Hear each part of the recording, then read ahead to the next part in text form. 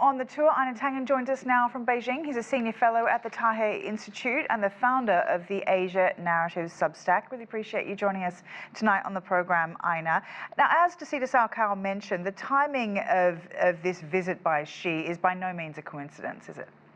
Well, Sally, I'm going to disagree. I agree with you there slightly. Unless they knew that Trump was going to impose tariffs 75 years ago, the fact is that this is China always marks these kind of anniversaries with a lot of pomp, circumstances, and also often a state visit. So at this point, yes, it comes at a strategic time.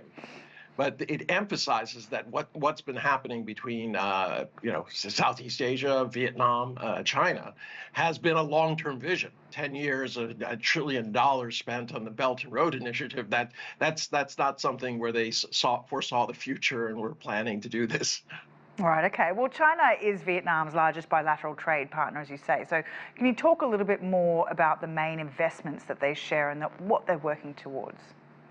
Well, obviously, if you want to take a poster child for the Belt and Road Initiative in terms of how it affects other countries, Vietnam would be right at the top there. Many Chinese companies have gone down to Vietnam at first because they had cheaper labor, now because of the geopolitical situation. But it provides a model where other countries, ASEAN and throughout the Belt and Road, can benefit. They take on excess capacity that China cannot handle anymore simply because it's climbing the wage ladder. And as a result, it creates jobs, opportunities, and development. So going forward, a lot of it is about investment, not only in companies, but also in infrastructure. I mean, you can't emphasize enough. China's talking about creating a modern automated port, just like the one in Peru, Chanche, Peru. Are also talking about it's more than talk. They're going forward with this rail project that will link a very, very long country together again. And if that happens, both in terms of passengers and also in terms of freight, this will be game-changing in terms of the economic development there. Since the first US-China trade war in Donald Trump's first term, Vietnam has emerged as a major beneficiary, with China investing heavily into Vietnam. Do you imagine that's only going to increase further? Well, there's a certain curve that goes to this. Initially, you have your labor dividend, and you're able to do that.